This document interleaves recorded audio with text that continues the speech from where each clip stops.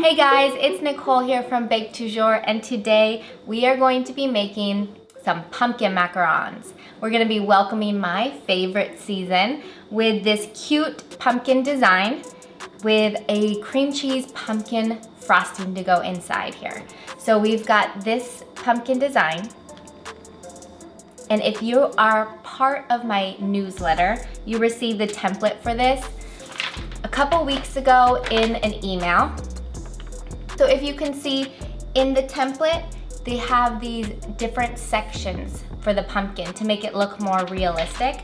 So I'm gonna showcase how to do that on your pumpkin macarons today. It's just a different technique of piping that takes a little bit longer, which I don't usually have the patience to do, but I wanted to showcase how to do it. So come along with me, let's welcome the fall with these cute pumpkin macarons.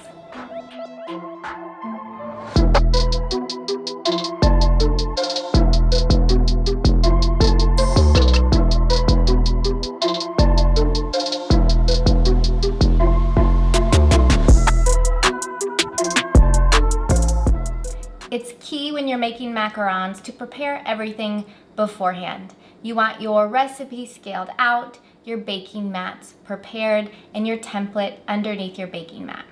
Once you have all of your ingredients prepped and your equipment, you can get started. Here I am whipping up my egg whites until they're nice and foamy, and then I'm gonna start adding in my granulated sugar and egg white powder mixture. If you're new to making macarons, you can check out my Macaron 101 video. It goes into full detail on how to make macarons, beginning to end, equipment, ingredients, everything. And the full recipe is listed in the description of that video. You can click the link above to head over to that video for the recipe. So once my sugar is all dissolved into my egg whites, I'm going to turn my mixer up to medium speed and whip until it's stiff. Here I'm using 3 different colors, so I'm gonna color my batter after I get to stiff peaks. If you were doing 1 color, you can add your color at any point in your meringue. Once I get to a nice stiff peak where my meringue stays nice and put when I lift up my beaters, and if you were to flip over your bowl, the meringue wouldn't fall out of your bowl, that's when you know you're ready. Getting to stiff peaks takes me about 7 to 8 minutes with my hand mixer. It will definitely depend on your equipment that you're using. Some people take up to 20 minutes to whip to stiff peaks. Now that we are at stiff peaks, we're ready to add in our dries. This is my almond flour and confectioner sugar mixture. I've sifted it previously and used a whisk to make the ingredients homogeneous. I feel it's really important to get the confectioner sugar and almond flour completely combined together so that the fat from the almond flour is a little bit protected from that confectioner sugar, and it's not going to deflate your meringue as quickly. So here I'm adding in my dries, and I'm just going to slowly incorporate these dries. I am not purposefully deflating, also known as the Macronaut process. I have not started that yet. So I'm just kind of adding these dries in 2 to 3 additions depending on the size of my batch. And then once they're all incorporated, this is the time to separate your batter and add in your colors. You want your batter to be thick still so you don't over macaronage your batter later. So at this point, I'm happy with the incorporation of my dries, and I'm going to separate my batter into 3 bowls. And then I'm gonna be adding in my fall colors. Here I'm using the Sugar Art Master Elites. I have Autumn Gold, Pumpkin, and True Brown for this. I'm going all in with our fall theme. I love these colors because they don't add moisture to your batter, and you only need to add a little bit for them to be beautiful deep colors.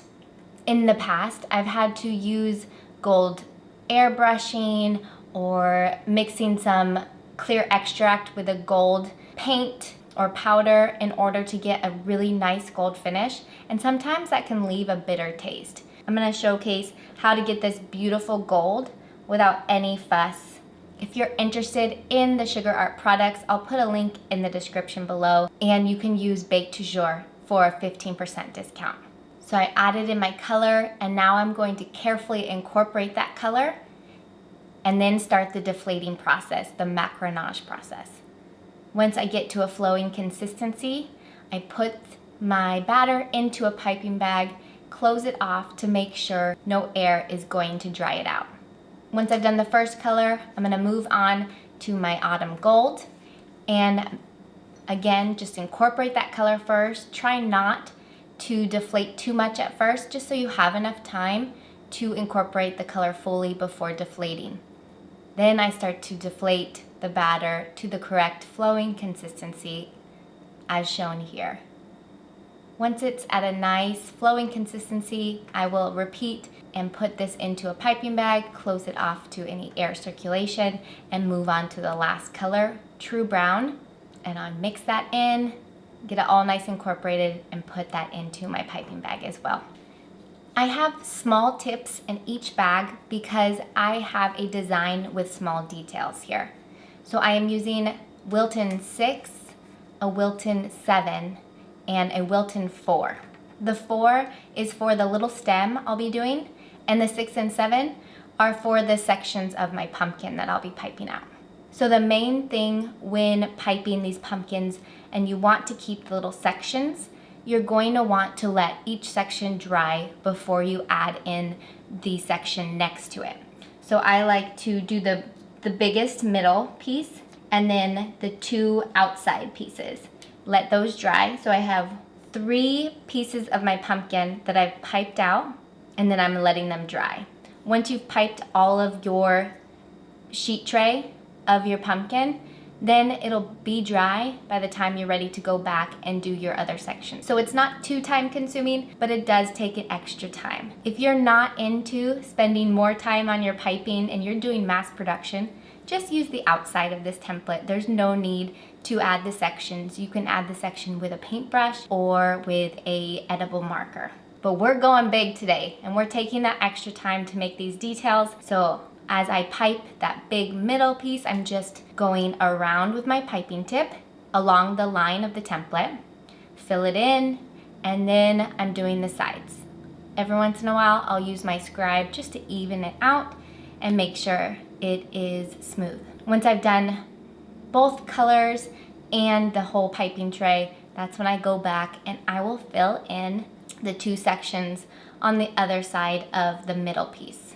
So piping those carefully, and this is why we need that small tip, just to make sure you have a ton of control over your batter. You don't want a lot coming out at once. You also need to be careful when using a small tip not to overwork your batter, because if you overwork your batter in the bowl and then it also has to go through a small tip, it's getting more worked and it's going to be overworked by the time your batter is out and resting. When you're piping with small tips, you also want to be careful not to make too thin of a macaron because it will just be too crunchy. So you want to make sure to go over with 2 layers if you want that nice puffy look. Once you've piped all the other sections, then you can also do the stem, and then you're just going to let these dry. So when you have these more intricate designs, it's good to rest your macarons a little bit longer because you have those divots in between each section that you piped, and in those divots is where it's likely to crack if they're not rested fully.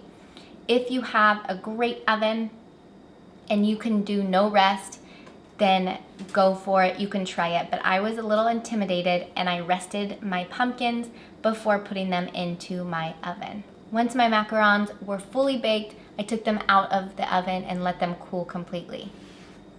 This is a great time to make our pumpkin cream cheese filling. Now, if you've watched my previous videos or have my filling ebook with all my macaron fillings, recipes listed with videos, then you know that I don't like to use a ton of sugar. So this buttercream frosting is going to be a little softer. I do not recommend it for frosting the outside of a cake, but it's great for a macaron filling. This frosting is super easy to whip up.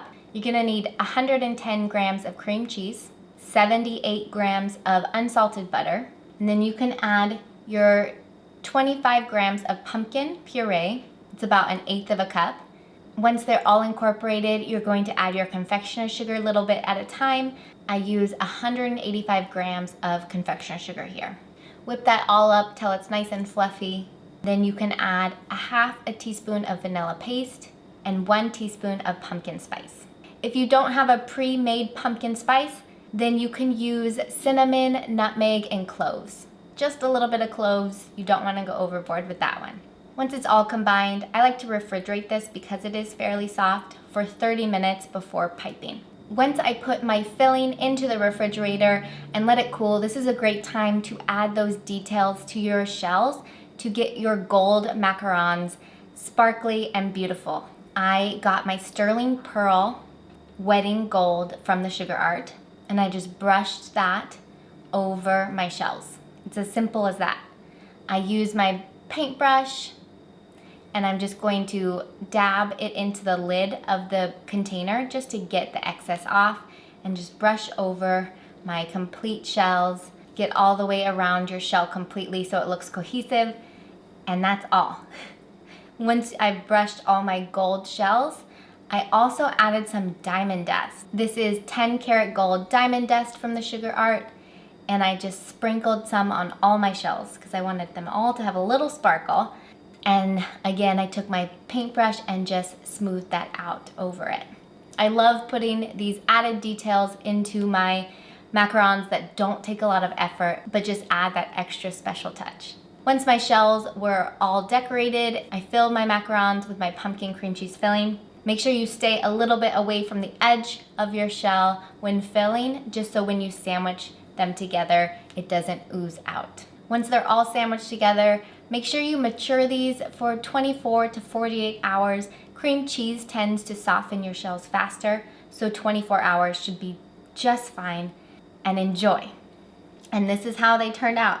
I absolutely love the sparkle, the finish of that gold without having to do any airbrushing or anything. Like, this is just the easiest thing ever.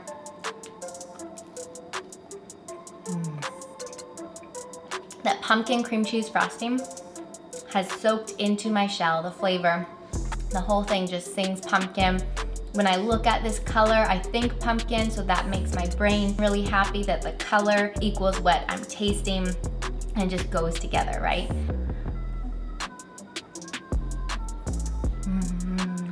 I don't know if you guys can see. I ate probably too much of it. Here, let me eat another one. Why not?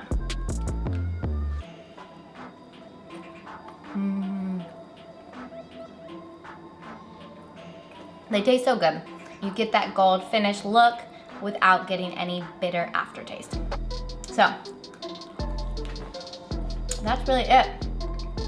It just takes a little bit more time to get those sections to stay separated. But other than that, totally worth it for these cuties, right? Absolutely adorable. I love pumpkin season. Pumpkin, everything, please. Let me know in the comments below what fall means to you, and I can make some more videos with your flavor profiles of what you love for fall.